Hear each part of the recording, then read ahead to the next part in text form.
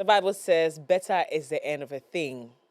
Okay, and to this day, I am emotional. I'm excited. I am. It's a mix of emotions. I can't find the right words to use today, but I'm just grateful for all of you, from the team to my producer to my viewers. You audience, you are super amazing. You've held us through 13 episodes of this season of The Dish. We started something different from what it originally was supposed to be when it comes to the conversation on The Dish. It was usually two women talking over, a topic or going through a topic. But this season, we said we're going to do something quite different, where we speak to women who are, impacting the society. In this context, giving to their society. And we went through education, we went through agriculture, we went through health, we went through, just movements that matter when, women are involved. Now we're here, the very final episode of this season. And I just want to say thank you to all of you. You have been absolutely amazing. Now, over the course of this season, we have dedicated our time to have conversations with extraordinary women. We have made the point to celebrate them, of course, for the lives they are impacting, the ones they're inspiring, the ones they're changing and empowering, their communities at large, of course, to shape the future that we all want to see. Now, tonight, we conclude our season themed Women Who Give, Communities That Gain. We honored to host a woman whose achievement continues to break barriers in engineering, education, and leadership. Thank you for joining us for this season. And I'm telling you, this is going to be another one that you go home thinking, Clark it. That's it. That's a conversation I need. I had my very first time meeting her was at the Glitz Women Honors, and she said one thing: women in engineering will be seen and heard just because some of us didn't give up. And I remember this so well. Well, ladies and gentlemen, help me welcome on this very final, I'm going to get the name right today, okay? On the very final episode of the season of The Dish, engineer Dr. Lucy Agyepong. Ladies and gentlemen, she's the vice president of for institutional advancement at Academic City. Ladies and gentlemen, Madam Agyepong, or Engineer Agyepong. Let me say it that way. Engineer Agyepong. Good evening. How are you doing, ma'am? Good evening. Thank you so much for having me on your last event for this year, I believe. God, I am too emotional, guys. If you let me cry today, it's over. Congratulations. Thank you. You've been fabulous. Thank you. No, you have been absolutely amazing, and we're thinking maybe we should have a special one before we start the new season. Sure. Where we have an exclusive with you at the school, see what you do over there. That would be I think that would fantastic. be really, really incredibly amazing. That would be fantastic. Okay, Yeah. I think it will be fantastic. I want to say a big thank you to our sponsors as well, to the GC brand. The GC brand is a brand that cares about you. They say it's all about you, from mommy, daddy to the babies. Everyone is taken care of. We make sure that everyone is feeling and looking fresh, and of course smelling fresh as well. And to Telecel says that money you're working so hard for deserves the safest home. And with Telecel Cash, you are protected every step of the way. No risk, no worries, no long stories, just peace of mind. After I've gone to finish working hard, now I'm going to look for how to protect that money. No, Telecel Cash says they've got you and your loved ones covered. So we're going to come back into the conversation this evening. I'm torn between finding out about your personal life to running straight into business. But let's talk about your personal life a little bit. Sure. Before Engineer Agyepong, who were you? That's an interesting one because I think I've always had this passion that I want to be an engineer. It started from a very, very young age. I grew up among boys. So from my mom's side, she had three boys. I'm Yes. the only girl. Yeah. So all I saw was, guys doing things and breaking things and putting them together. So it was something that I kind of like naturally grew up with. And my mom, my dad, I lost my dad at a very early age. So I grew up with my mom. So it was this strong, powerful woman who was looking after all these boys constantly on the go. And I'm like, you know what? I don't have any limits. There's nothing I cannot do. So from a very young age, I was like excited about what can I do? And I also like the idea of doing something that when you say it, people will be like, hey, Yes. is that what you're doing? Yes, Hey, can you do it? So from a very young age, I was very excited about that. So I had the opportunity. I went to St. Teresa's School here in North Kaneshi. Then from then I went to Wesley Girls. I was a science student in Wesley Girls as well. I actually was in the National Science and Maths Quiz team. Wow. I wasn't a part of the top three. I was in the standby team. Okay. And then after that, I had the opportunity to go to the UK to do my undergrad. And that's where it was quite interesting. I had a passion for aircraft when I was young because the idea of pilots fascinated me. So I remember very vividly that I saw an aircraft fly and I was like, oh, one day I want to be a pilot because I kind of like the idea that I can travel through the air and be anywhere that I want to be. But then I wear glasses. When girls were playing with dolls. I was busy like looking at aircraft. I'm like, oh, that's fascinating. But then I wear glasses, and at that time they said, you need 20/20 vision to be able to be a pilot. Yes. So I was like, okay, then if I can't fly it, then I'm going to build it. I want to learn how to build Period. it. So I had this passion, and I think anytime I said to anyone that I want to do aeronautical engineering, they're like, hey, by this Ghana, where are you going to do aeronautical engineering? So when I had the opportunity to go to the UK to do my undergrad, because we do WASI or SSC at that time, you can't go straight into a UK university. So I had to do an international foundation year in engineering because I wanted to do engineering, and I had selected to do mechatronics. And that's because it sounds cool. Yes. Mechatronics. It sounds a bit like robotics. So I started on that path, and the plan is that once you finish your international foundation year, you move straight to your first degree. Yes. And by the time I finished my international foundation year, Leeds University was starting aeronautical and aerospace engineering. And I was like, there it is, timing. Timing is great. We're doing this. So we were the first pioneering year group to actually do aeronautical engineering, aeronautical and aerospace engineering in the University of Leeds. And that just transformed my whole thinking and what was possible. And so when I finished as well, and then our supervisor, our lecturer who became our supervisor said, do you want to stay on and do a PhD? Kinetic Aerospace and Airbus want to sponsor people to do a PhD. Are you interested? And I said, yeah. I mean, Airbus. I mean, can you say no to that? So we came up with our PhD topics, and then we finished, and I had the opportunity to work in industry in the field, And I know that anytime I came home for holidays, people would be like, but that means you're never coming back to Ghana. Because if you look at aeronautics in Ghana, we do aviation, we manage aircrafts when they come in terms of maintenance and the likes. But if you're looking at core aeronautics, which is the design and build of planes, are you ever going to come back home? But then I remember that when I actually went into industry, the first day I stepped foot there, and I think I said that at the awards when I was receiving my award, I kind of had this sense of, I know why I'm here. I'm here to learn everything that I can and go back home and see how can we transform our nation. So that was it for me. I mean, I'm sure we'll talk a bit more in detail, but that's how come I ended up where I am today. Where you are today. Yeah. And this part of the conversation is very important to me because sometimes when we're talking about the wins, it's all beautiful and exciting, but really through the journey, we all know it's not easy on any level. So looking back, what challenges did you face as a young woman entering a male-dominated profession? So I think that one was interesting, even starting from when I entered the program.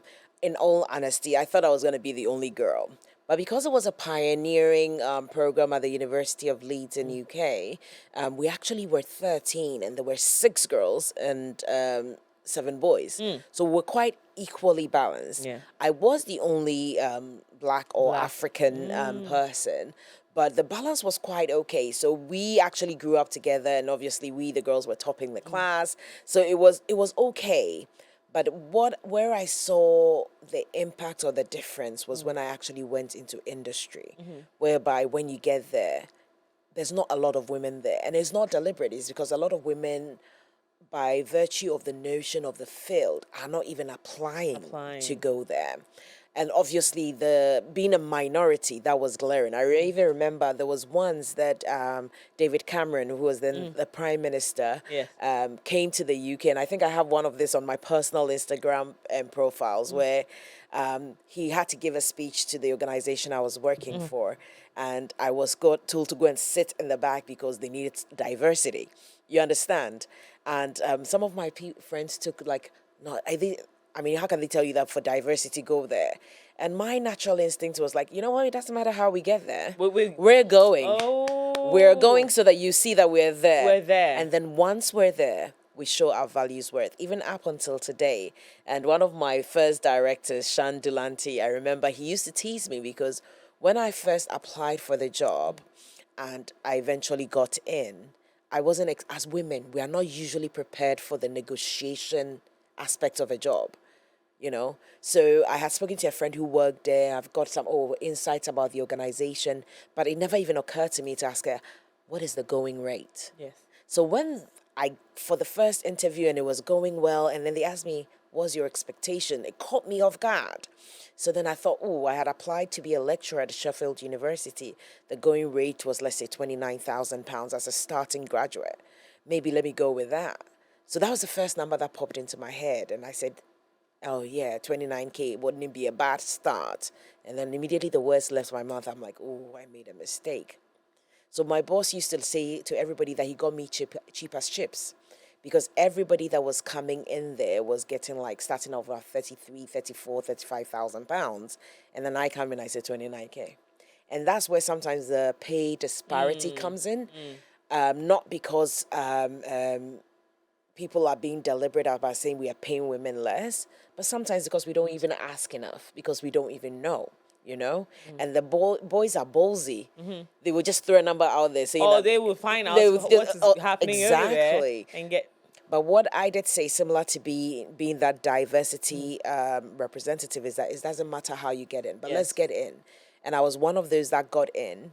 Within 6 months, I had risen through the hierarchy to the manager. I was one of the people that my pay literally almost doubled very, very quickly because of the value I was bringing, because of the work I was doing. So I said, you know what?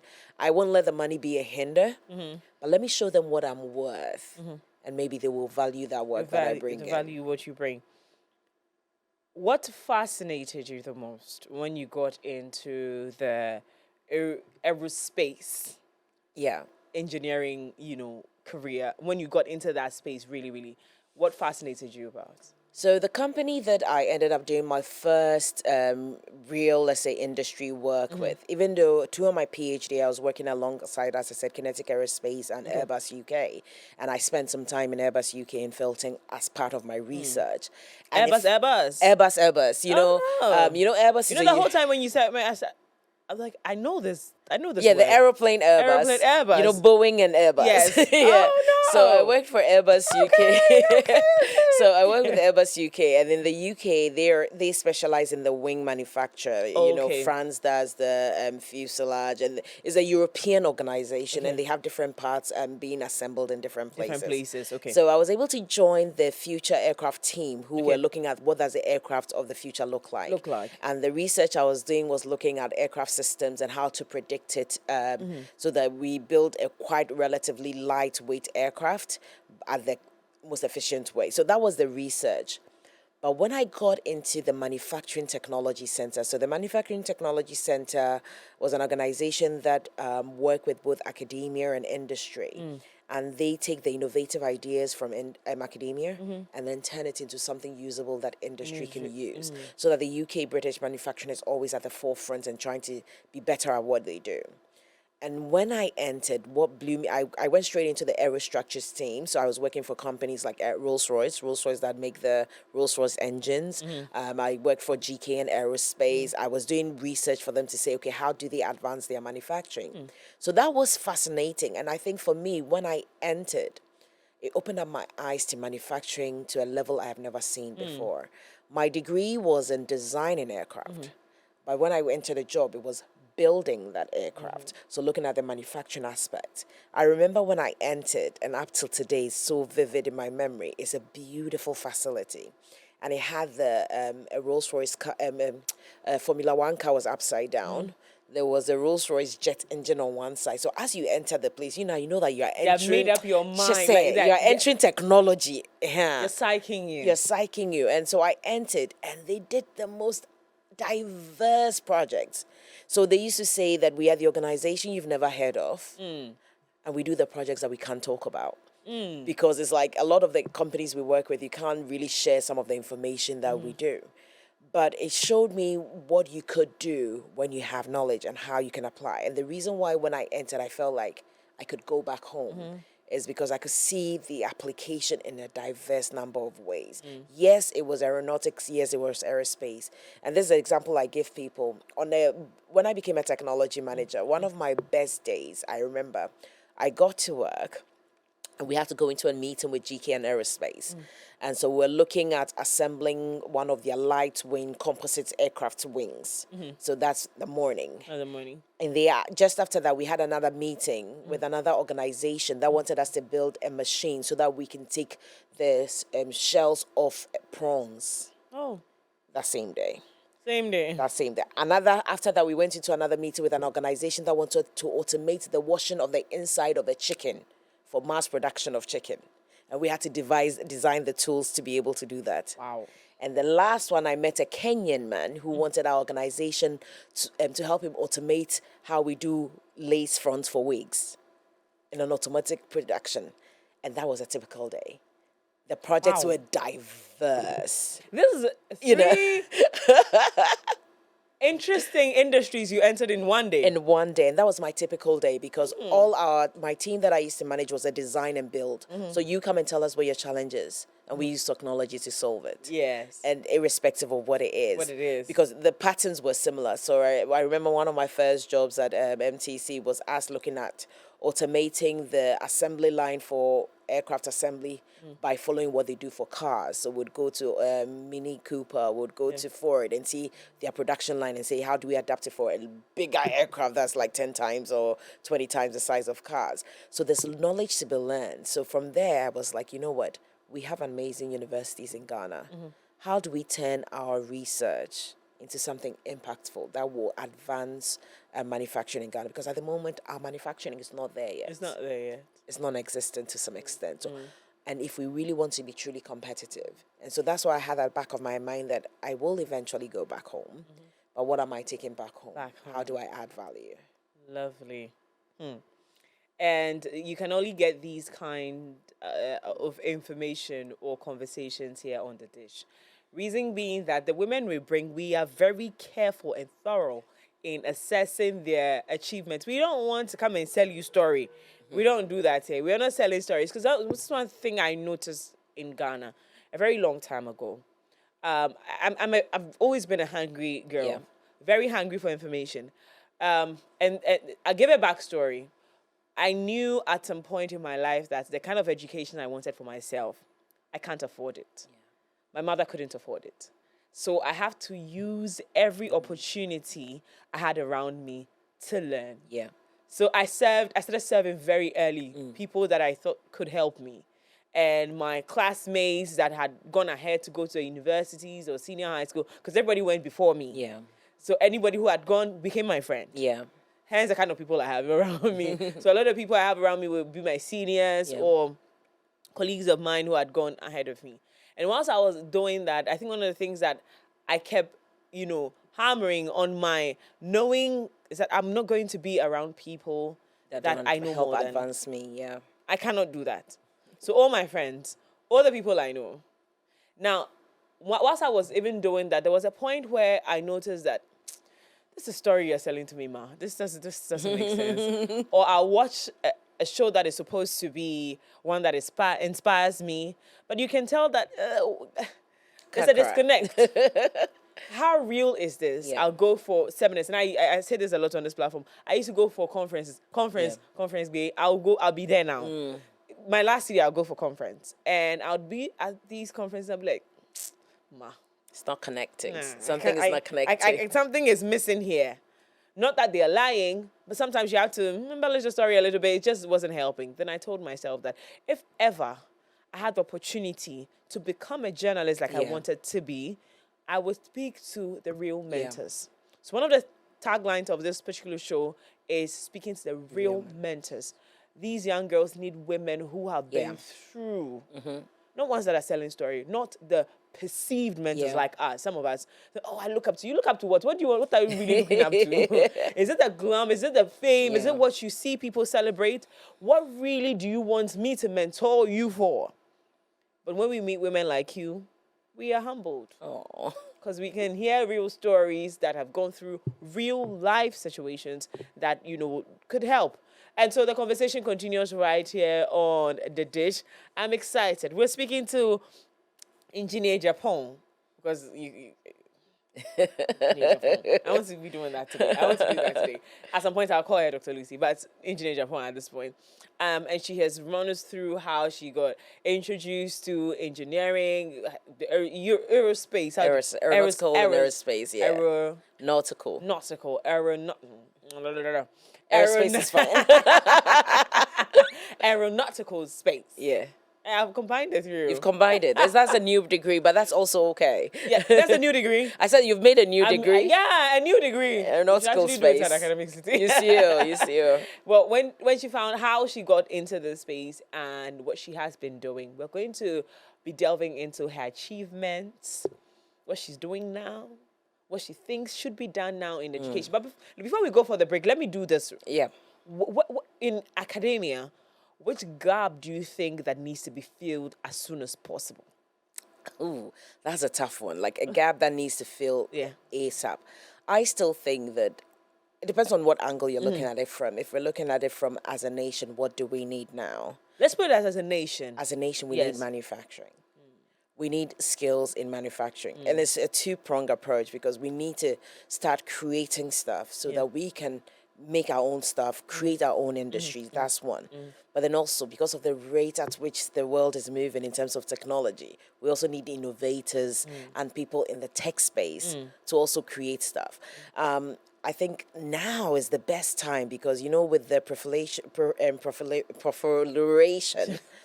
with the speed up of adoption of artificial intelligence, everybody's been given a level playing field for the first time, saying that now is the time to jump. The example I've given when I was being given an AI lecture in the past is that we need to move from A to B.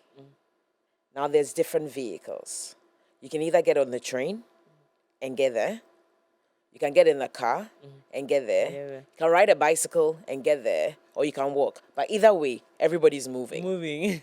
So which one are you going to move on? And we have an opportunity to jump on the train and create our own train and say, what does this mean for our continent? So the biggest gap, I would say manufacturing, but coupled with that is capping expertise of people in this ever-evolving technological world. In Africa, in Ghana, up until we started rolling out artificial intelligence as an undergraduate degree, most people that are skilled in that area are self-taught. Because our educational systems don't teach it. So how do you want to be at the forefront of technology, even if your university people are still teaching things from 10 years, 20 years, 100 years ago? Prior to moving to Ghana, even in the UK had realized that they had not come up with any new disruptive technology. So now we're talking about the likes of ChatGPT, we are talking about Claude, and the US passes a law that says you can't use certain features of the new Claude outside of US. And the UK is like, hey, what do we do? Because you need to create your own technology. We need to become developers and this of is the technology. UK. And this is the UK. So this Hello, is the Ghana. time. This is the time that we all need to come on board. We need to be strategic and say that, what else can we also do? How do we tailor this new platform for our use?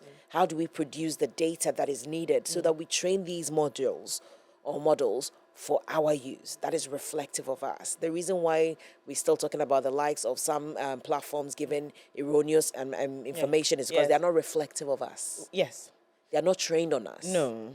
So there's still so much to do. So those are the two things, manufacturing and technological solutions. But we need to create the environment and the people that are capable to do it. To do it. And I'll, when we come back from the break, we will talk about some of the innovations that could be introduced and how ready the people we are to adapt. Remember that we were the same people that said that social media is witchcraft. Well, thank you so much for staying with us. We're going for a quick commercial break. When we come back, the conversation continues here. I'm still sitting with Dr. Engineer Agyepong. We'll be right back after this.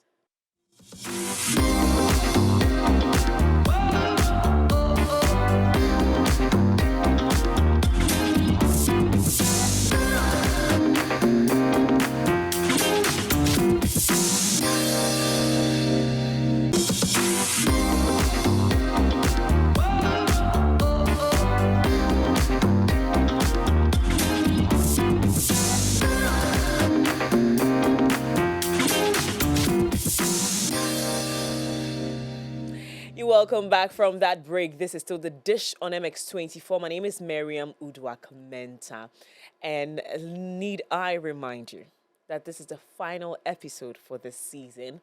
I am still very emotional. I want to pause for like some 30 seconds and cry, but I can't. My guest is seated already across me. I cannot do that. But we are definitely having very impactful conversations, so stay right here with us. I want to say a big thank you to the GC brand for holding us down for this season. Also a big thank you to Telecel. They say that money you are working very hard for deserves the safest home, and Telecel Cash will provide you just that. Just dial *110# or download the Telecel Play app now for a secure transaction, okay? So protect that money. You're working too hard for it. Don't leave it to anybody to steal at their own time. Well, the GC brand has something special for babies today. And so if you're a parent, get in here. Looking for the perfect pack to keep your baby refreshed, clean, and smelling delightful? Discover Baby Boy, Baby Girl, your ultimate baby care solution. Each kit includes a baby powder, cream, pomade, head-to-toe shampoo and wash, lotion, oil, cologne, bar soap, and a bonus sponge with every purchase. Now, every item is meticulously crafted for healthy, beautiful, and soft skin.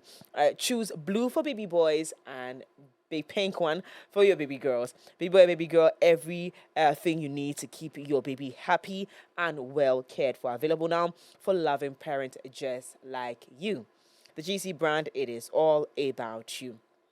Now, this one you probably didn't know because you're in catering or in hospitality. You didn't know this. Now, she is the first Ghanaian engineer appointed to the African Asian Pacific Engineering Council. What did that appointment mean to you? First of all, how do you get that kind of appointment? So that is an interesting one because I'm a member of the Ghana Institution of Engineering. Yes. And as part of the Ghana Institution of Engineering, we sit under the Federation of African Engineering Organizations. Okay. And actually, this nomination came from another woman. So we, our first ever female president of the Ghana Institution of Engineering, who went on to be the president of the Federation of African Engineering Organization, Engineer Carly and Boshidi. She reached out to me and said, Lucy, at that time she was the president of FAO, and she was like, we are coming up with this African Asian Pacific Engineering Council. Okay. What they were going to do is that, you know how we have the Washington Accord, Yes. we have all these international accords, and we like, in Africa and in Asia, we don't have one that says we're going to teach engineering the same way, and we're going to allow mobility and travel so that if someone from, let's say, China were to come to Ghana, or someone from Ghana were to go to China, by virtue of the education, because it's been accredited, we are allowed to work, and we know that the skills they have acquired is good. So why don't we come up with this African Asian Pacific Accord? And they decided to put members on it. And then she was the one who nominated me to say that, oh, Lucy is in academia. I know she's come from industry and she will have good value. And it so happens that when we got there, we realized that, hang on a minute, I was the only female that was approved to be on the board. And I was the only Ghanaian as well. So, it was a great honor, but it was also a classic example of another woman having an opportunity and thinking, you know what, I'm going to put Another a woman there. I'm going to put another woman there. And she's one of those, we talk about mentors, and she's one of those that would call and say, you know what, I think you're capable. Even when you doubt yourself, you say, hang on, there's so many people with more experience. He's like, no, I know the drive that you have. I know you make your voice heard where it needs to be heard. I'm going to recommend you. And she's recommended so many people in so many different positions. And that's what we need to do. That's a fantastic woman. Yeah. Deserves commendation, honestly. Yes, very much so. And if she's Wow. listening, Engineer Carlian, I give you so much respect. Yes, I'm giving your flowers to you. Now, so currently you're the only woman. Yes, On the still on the council. council, yeah. And it matters. It does. Representation matters. Yes. But also being there also means that your voice needs to be heard. Exactly. How do you rally the room behind you when you are making your point, when you want to be heard? So one of the things that sometimes women, particularly those that we call ourselves maybe feminist or we're strong, that we shy away from when we're in organizations, we're very keen to let everybody know that we are not the secretary, that we are here to also make a point. But sometimes it's also okay for you to say, someone say, oh, Lucy, do you mind taking the notes? And I go, I don't mind. Because once I finish taking the notes, guess who's going to put it together? I am, and I'm going to put in what I need to put in. Right? But then it also means that you are able to also articulate when they say, oh, can we rely on you for this? And you go like, yeah, that's fine. But this point is also very important. Have you taken it into consideration from this angle? So I've made my voice heard there because, one, they ask for my opinion, which is a good thing because I'm there even though I'm the only woman there, I'm not there because I'm a woman. I'm representing Ghana on that panel. And you married the position. Exactly. Yeah. So they take my input as well. We are looking at, okay, how can we teach maybe outcome-based engineering across our various disciplines? And your voice also matters, but it also brings a different perspective. I mean, there have been times that I've gone on and I'm like, you know what, I had to take not a real leave because I just had a baby. And I'll bring my baby on. They were like, oh, can we see your baby, Lucy? There was one time that I was supposed to go to China and speak at a conference and I couldn't go because I had just had a baby. Yeah. So I was able to join virtually. But then, so them being able to see the real impact of women or the real struggles of women, but then them still being able to deliver was eye-opening for some of them. So I take this position very seriously because I feel like we want to constantly show people that we are also capable. But as much as we show people we are capable, let's not forget your feminine side because that is one of those innate natures about you that makes us unique. It actually makes us multi-skilled that people don't know. We can multitask than most people can. If you go back into the history of technology, particularly coding, it actually originated from women. Women were the pioneers when it comes to coding and programming. And what I always tell people when I go and speak, I say, coding is actually language. And people constantly say women nag and we talk a lot. That means coding should come easier to us because that is the way we work. And begin to put words together. We multitask. Someone is cooking, they're holding a baby, they are balancing this. And that is what we are trying to do with technology now. Get a system to do multiple things at the same time. And that is the true representation of a woman. So it takes us to be able to inform these things. So yes, if someone is putting you there for a quota, okay, put me there as a quota. But whilst I'm there, you will see my value. You will see what I'll bring to the table, and it will blow your mind away. Quiet power. Quiet power. Exactly. That's a fancy name for it. Yeah. So now we're doing a great job giving a very fancy name for every beautiful thing we do. And Rightfully for so. women, it's important. It is very important. And why is it important for more girls? Yeah. That's something you advocate for. Yes. And at the Glitz Women Honors, I heard you from the back to when we stood there. Yeah. That more women Yeah. should, introduce or take interest in the STEM education. Why is that important? That is very important because, one, we need diversity in thought as well. And an example that I've used in the past, so let's say, for instance, and this has actually happened, in the design of transport, let's say we're designing, we say, okay, we're going to put a bus stop here, and we're going to put another bus stop there. If you don't have diversity of thought, there are things that people have not even considered that they won't think about. If you look at a lot of the PPEs that we wear right now, the safety goggles, the uniform, when a woman wears it, you realize that it doesn't fit them because it's designed for a man. Because if we're in a room of men, it takes a woman to say, hang on a minute, although you're designing this with an average height of 5'9", women are like 5'3". Yeah. What are we going to What do are we about going that? to do about that? We are in the African context. Here, when women are walking around, because they may not have childcare or whatever, they put their babies on their back. So now if you're putting two bus stops apart, and a woman who's having a baby on her back, and maybe carrying something as well, is that distance enough for them? It takes a woman to say, hang on a minute, you've not thought about this. Can we bring this back into perspective as well? There are some of the innate women thought, because we are more nurturing, so we are more considerate of the environment. It takes us to say, hang on a minute, have you considered that? So we need to be at the table. We need to be able at the table to make those information, those inputs that will affect the wider community that people are not thinking about. Aside that, we need to prove to people that we are more than capable. If you look at Ghana in particular, Ghana, we are big on women. If you look at the Ashanti Kingdom, we're big on women, Yasantua and all of that. So it's not that we are not cowardly or anything, and we know we're capable. But then there's also a mindset that says, oh, step back. And we are trying to encourage people and say, no, you have what it takes. And you have more than what it takes to excel. I am a strong advocate for women in STEM because I feel like we already start stereotyping before they get an opportunity to experience what they are fully capable of. One example I use all the time is that they said that when we were growing up, Tobo, your role is in the kitchen. And in the kitchen as well, what do we do there? We will go and they say we'll cook. Or the oil kakra, genie kakra, tomato kakra. That is chemistry. You are already doing STEM in the kitchen. So come to the classroom and let's give you the tool and see what else can we create outside the kitchen. Yeah. You understand? And there's a bit of work to be done with our parents as well. There are some parents, even up until now, who will say if a daughter goes and said, I'm interested in engineering, the father will go, oh, they be a bed in do, you fiend do, you rubber. Yeah. So we have a lot of demystifying to do. Yeah. Because actually, there are diversity in thought. If you look at what we are calling human-centered design, where we are designing things for humans and how it will interact with them, that actually requires a certain feminine touch. And men don't have it as much as they want.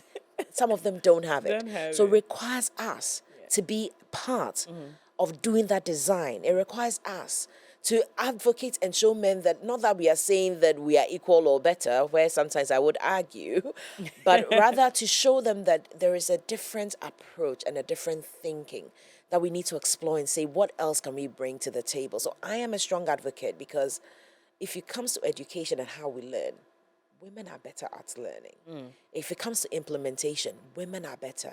But what you see is that if we don't change the mindset early, we lose them even before they can make a decision. That is why, as part of Women in Engineering Ghana, we are not just going to the high schools and the tertiary institutions. We're going to the basic schools.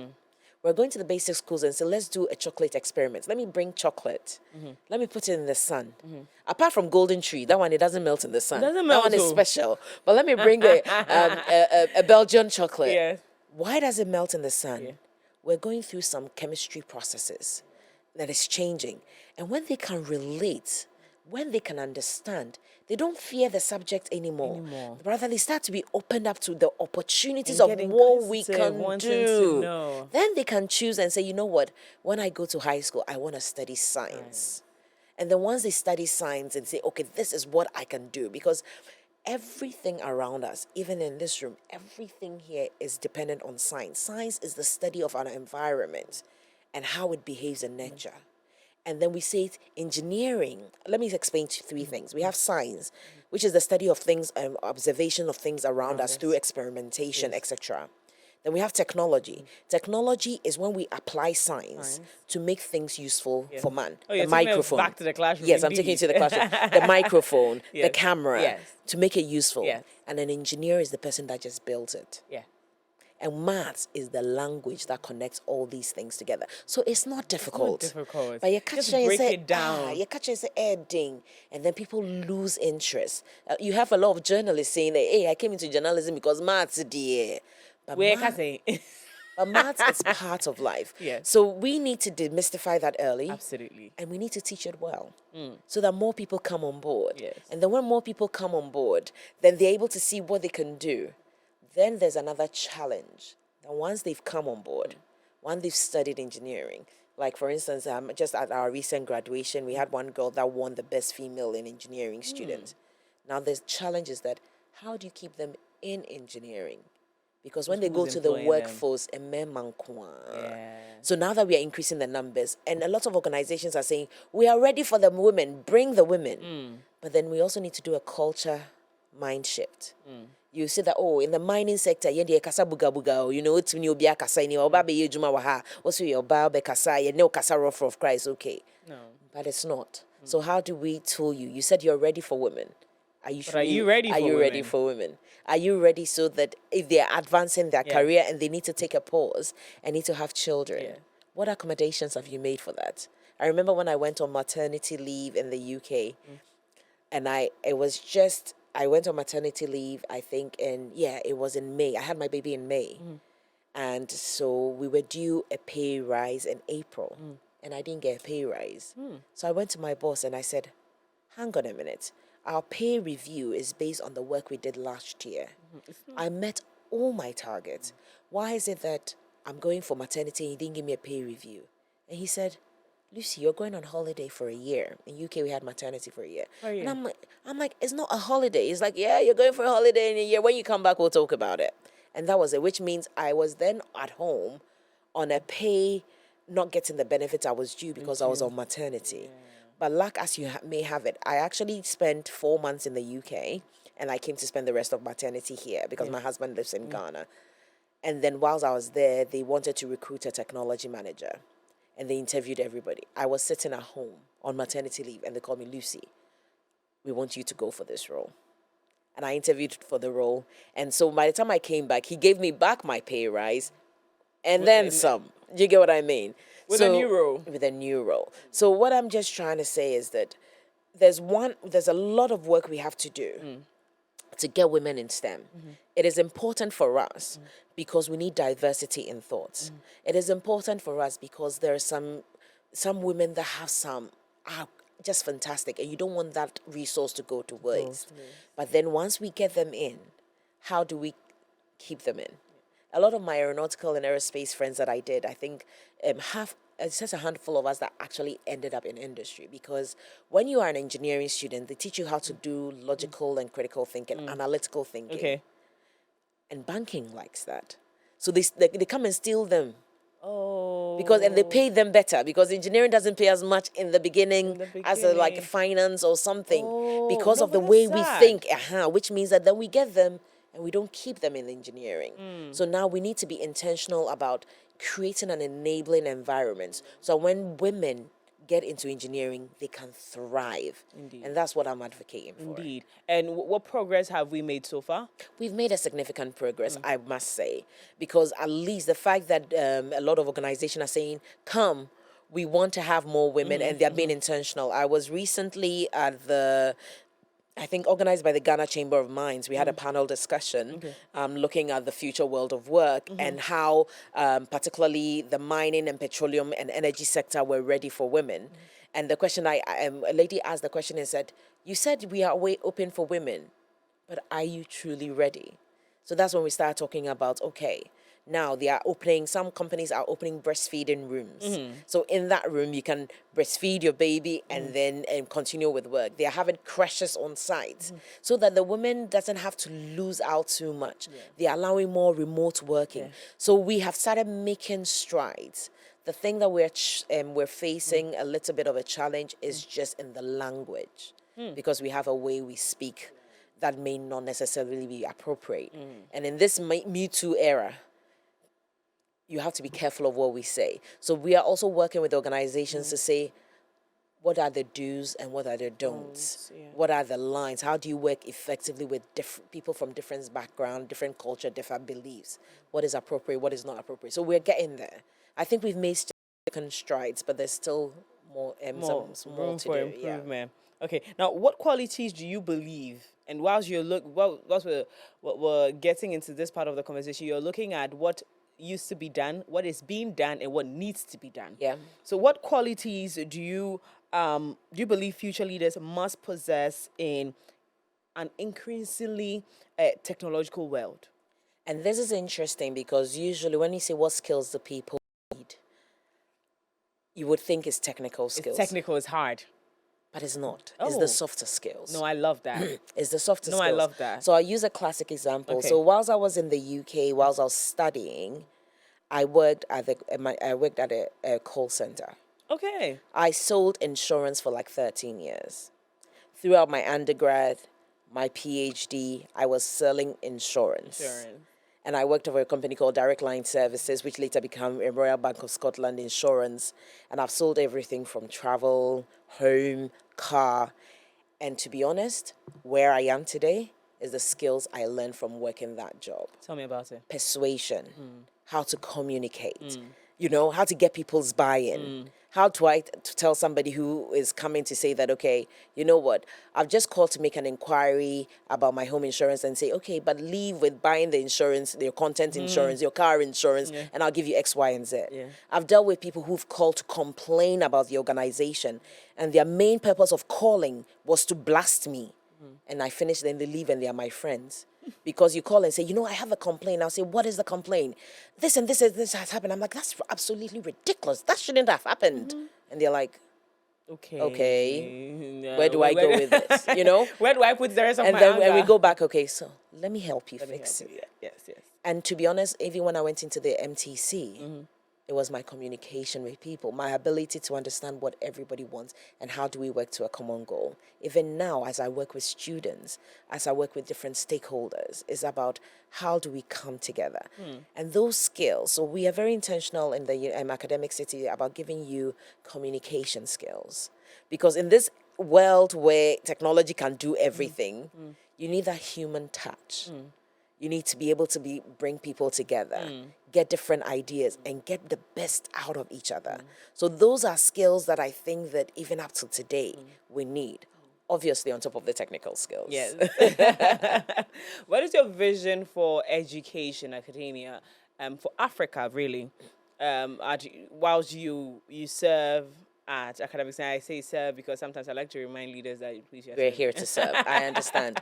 So what is your vision for academic city and also education in Africa? So I think for me, education overall, we want to educate future ready leaders, people who are not scared by challenges.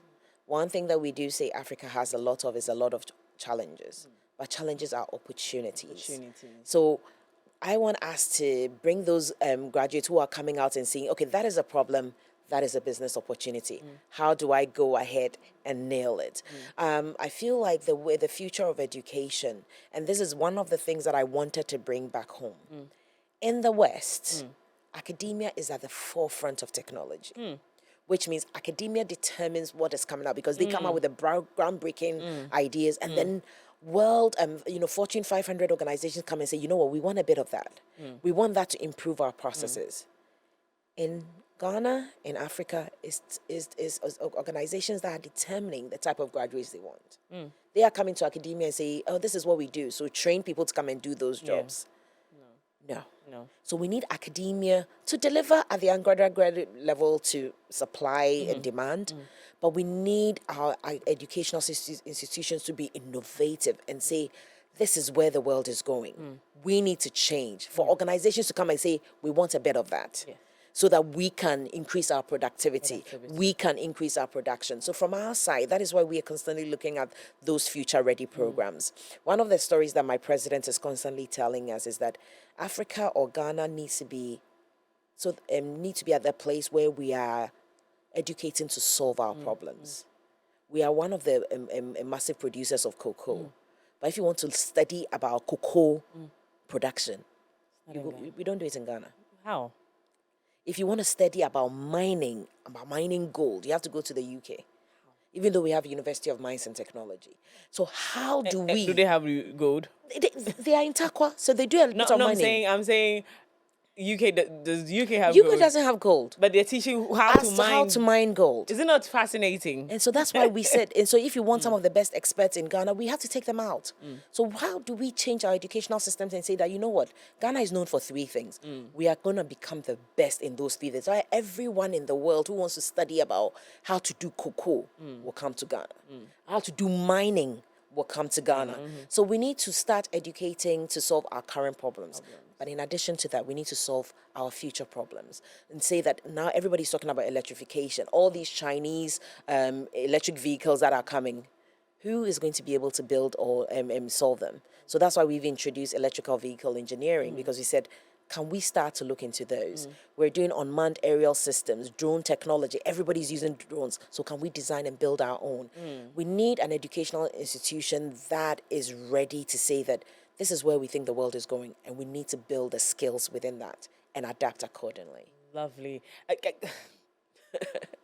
I don't even know why I'm not going to go to academic city at this point. Now, finally, before I let you go, what excites you, about the future in terms of innovation on the African continent?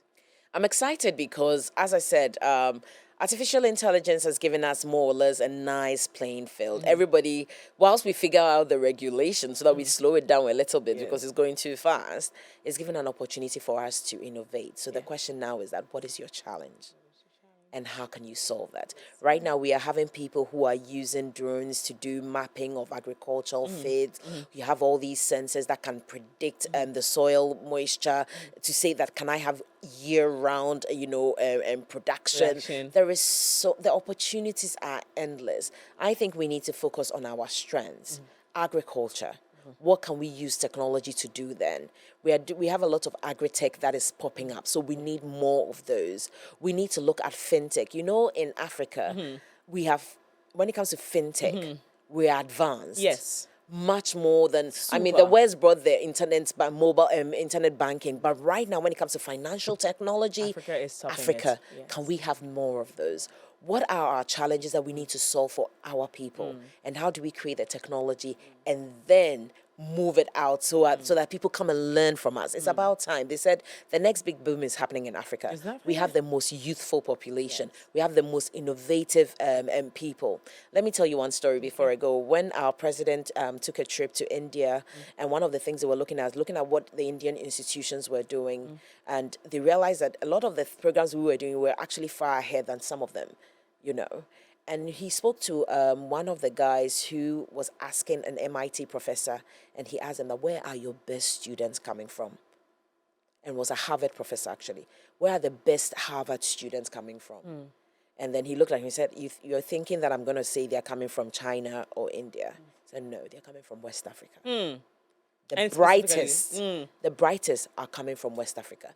So it's not because Africans were not smart. It's not because we're not intelligent. We need more opportunities. And I'll quote engineer Dr. Kwame Boachi. One thing he says is that one thing about Africa is that we have individual excellence. One person will be excelling in the US. One person will be excelling somewhere. But when it comes somehow, it looks like we don't have group competence. So how do we bring all these individual excellence? We have shown that we can, and we can do it because we do it everywhere else. How do we consolidate that? And that requires strong leadership.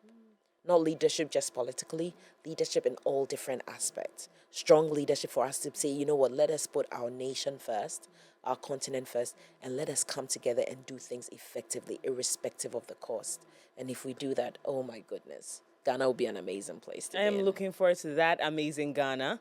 And I think that, and I'm going to add this fintech conversation. I think the people in fintech in Africa, in Ghana, have identified this solution you've just given, that we need to work together.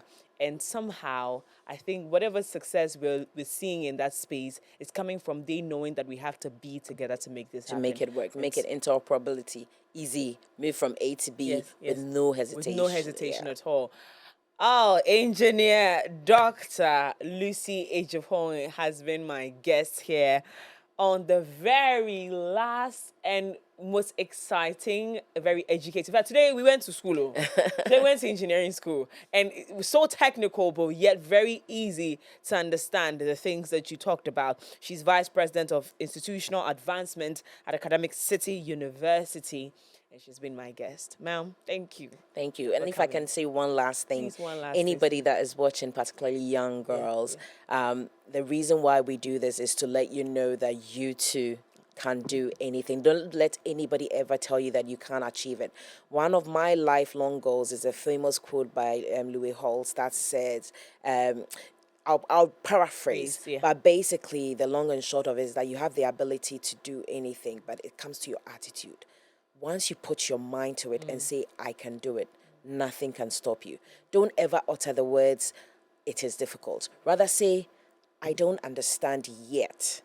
Can you explain it better to me so that I can understand? And once you live with that mindset throughout your life, you can achieve anything and aim for higher than where we have reached. That is why we're here, to hold your hand, to take you higher than where any of us have reached, so we can together move our continent forward. Indeed. Thank you so much. Thank you so much, engineer. I don't want to add anything else to what she said. It has been an exciting drive with you on this season. In fact, the season of The Dish has taught me a lot. If there's anything I want to be, maybe I'll say one thing to you: a humble leader. Yeah. It's something it cut across all the women that sat here. And I'm talking women your caliber, powerful women. And they came in with so much grace, ready to teach, ready to pour. And that was the very essence of this particular season. And you women, you've given that to me. As a young girl, I am humbled, I am blessed, and I can see the woman I want to be now. Yeah. I can see her. And that's why it was important to me. You know, when we started, I told you that the real mentors. Yeah. It was important for me to see the women. So the women that mentored me, it would amaze you. When I list them to you, tell, oh, wow, I can understand now what you were looking for. Because I knew I didn't want I didn't want all of that. I wanted something more valuable. Yeah. And so thank you. Thank you so much for having me. In our next season, you'll probably be seeing her again, but in a different, gown or in a different hat. Thank you so much. To you, thank you for being a part of this season. We have more coming up. Stay with The Dish on all social media platforms, The Dish on MX24. That's the hashtag. But stay with the MX24 family because we have exciting things. In fact, The Dish is going on a journey with you. In fact, this season, the next phase of The Dish, you're going to be spending time with me. We're going to be doing exciting things. But before I say bye to you, I want to say thank you. Thank you to our sponsors. Thank you to the GT brand, to Telecel, to the team that constantly will show up for this project. To my producer, Leila. Her name over here is Love. I love you so much. You're very, very stubborn, but I love you. You're the best. Your grace, your presence, the wealth of knowledge you brought to this season, absolutely amazing. The kind of guests you brought on the show. Girl, I love you. Thank you so much. To my technical team, whether it's Gabby or Isaac or the second Isaac, you guys have been amazing directors. To Teddy, cameraman, Momsen, to what are the names? My brother warned me not to be mentioning names. Every single person from sound, Esther and FO, to the very last one I want to mention. If I don't mention his name, he'll kill me. What's your name? Winard. Why are you called Winard? What kind of name is that? Winner and every single person. Kyle and Cole, guys, you have been phenomenal. Thank you, guys. I love you. You're my best family, and I enjoy doing this with you. We're back again next season with something even more big. We're back with a banger. Wait and see. I love you, but Jesus loves you more. Have a wonderful evening.